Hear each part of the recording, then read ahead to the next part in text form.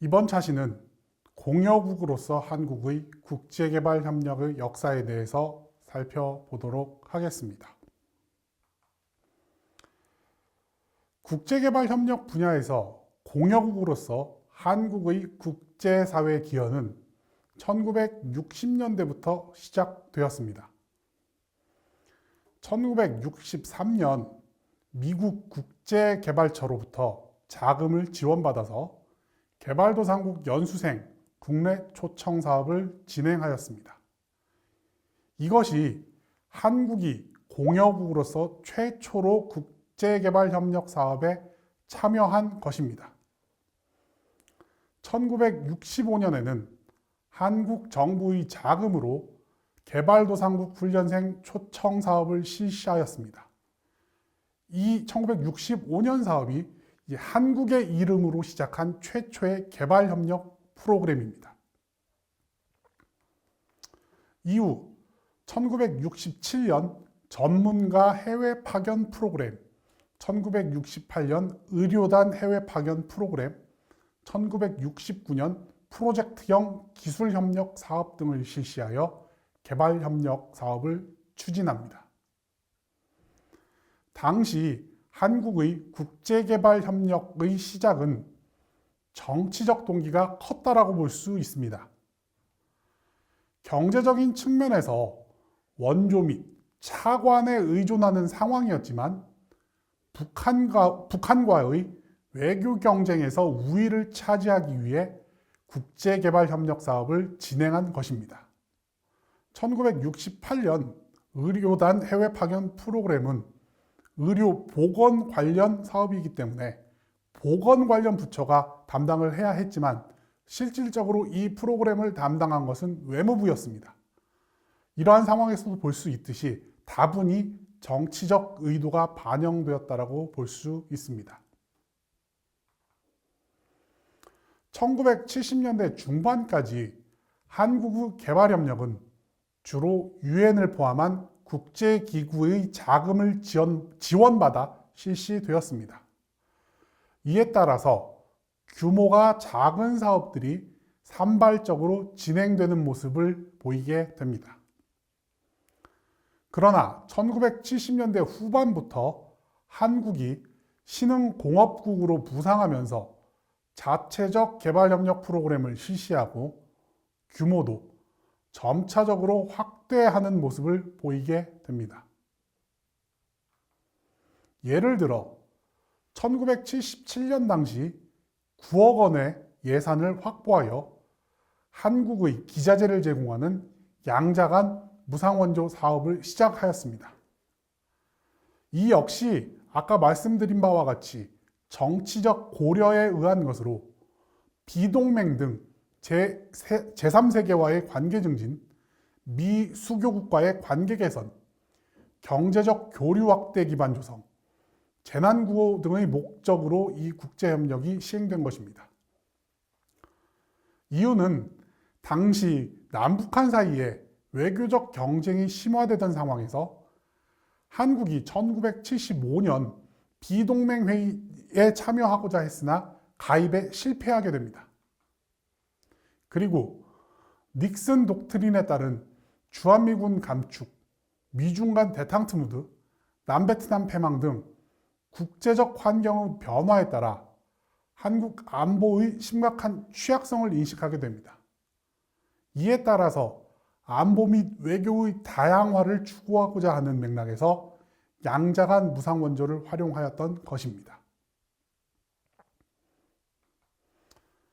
1980년대는 한국의 국제개발협력이 확대되기 시작한 시기입니다. 비약적인 경제성장, 1986년 서울 아시안게임 및 1988년 서울올림픽 개최 등을 토대로 종합적인 국력이 상승하면서 북한과의 체제 경쟁 및 국제 무대에서 한국이 어느 정도 우위를 확인하기 시작했습니다. 이에 정치 외교적 고려보다는 경제적 협력 강화를 위한 ODA가 본격화되기 시작합니다. 1982년 한국개발연구원 주관으로 개발도상국 주요 인사를 초청하여 개발 경험을 공유할 목적으로 국제개발연찬회의 프로그램을 시작했습니다.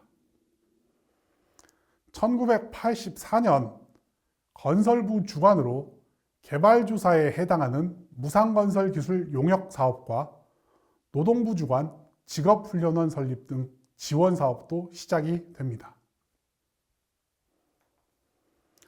특히 이 건설부 사업은 경제적 연계라는 관점에서 본격적으로 시작된 최초의 개발 원조 프로그램이라고 볼 수 있습니다.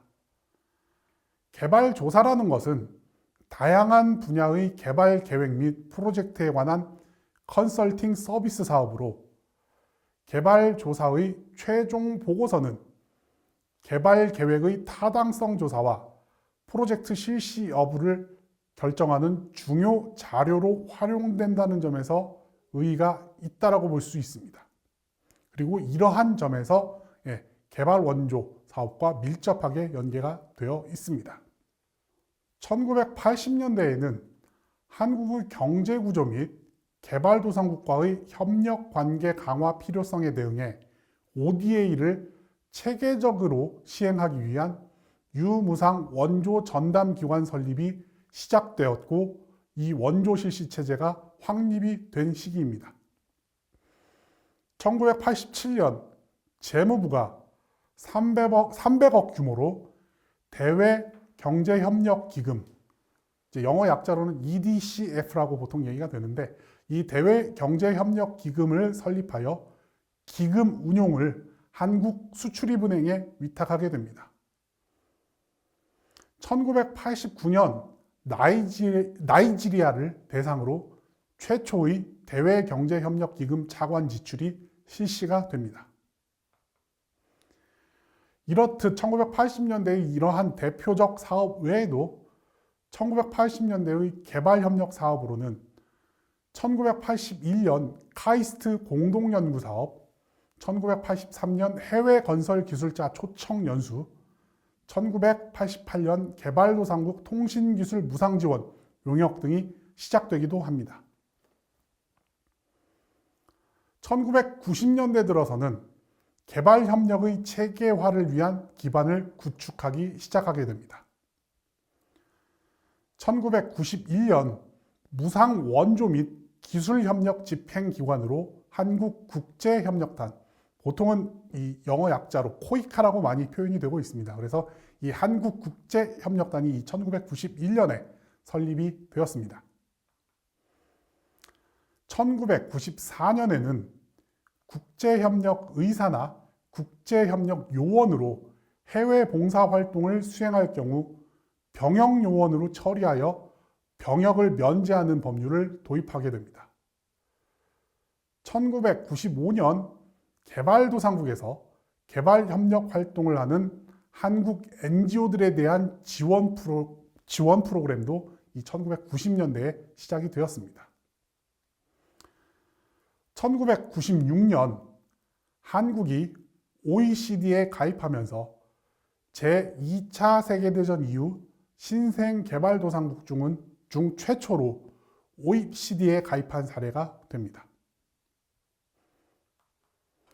이를 통해 ODA 규모를 지속적으로 확충하고 한국의 원조 프로그램과 행정체제를 갖추기 위한 정책들을 시행하게 됩니다.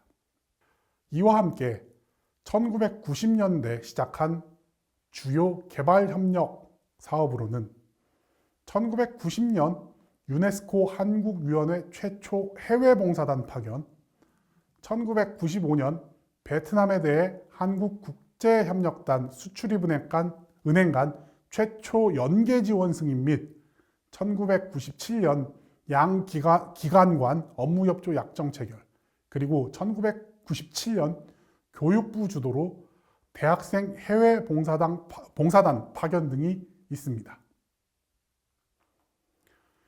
2000년대 들어서는 국제 환경의 변화에 따라 ODA 규모가 증가하면서 체계적인 ODA 정책을 수립하고 이를 시행하기 시작합니다.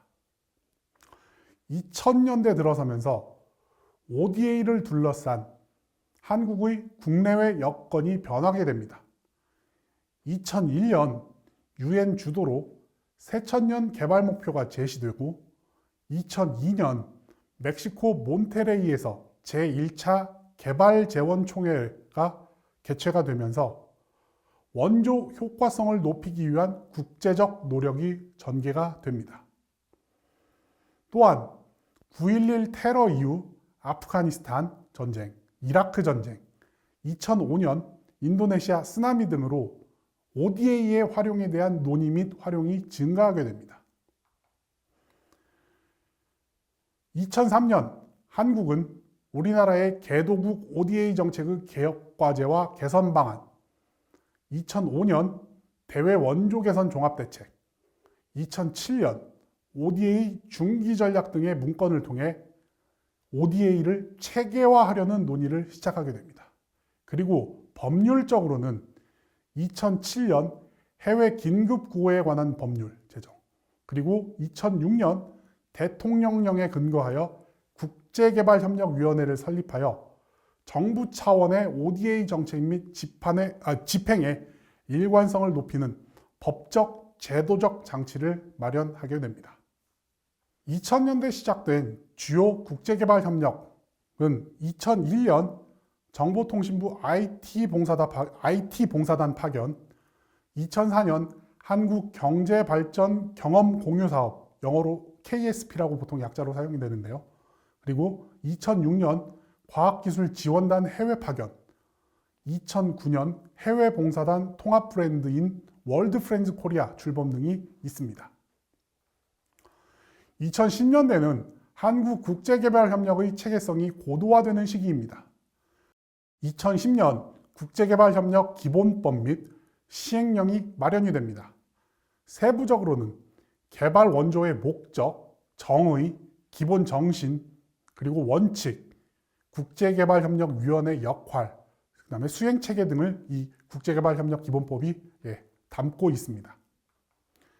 관련 법과 시행령을 통해 ODA 정책의 법적 안정성 확보와 정책 일관성 및 원조 효과성 증진이 가능해지게 되었습니다. 국내적으로는 체계적인 ODA 정책과 시스템 기반 확충에서 개발 효과성을 지향하는 체계로 전환이 되고, 대외적으로는 국제개발 협력의 의지를 표명했다라는 점에서 의의가 있습니다. 2010년 OECD 개발경제위원회 24번째 회원국으로 가입을 했고, 이는 위원회가 설립된 이후 최초로 개발도상국이 회원국이 된 사례라고 볼 수 있습니다.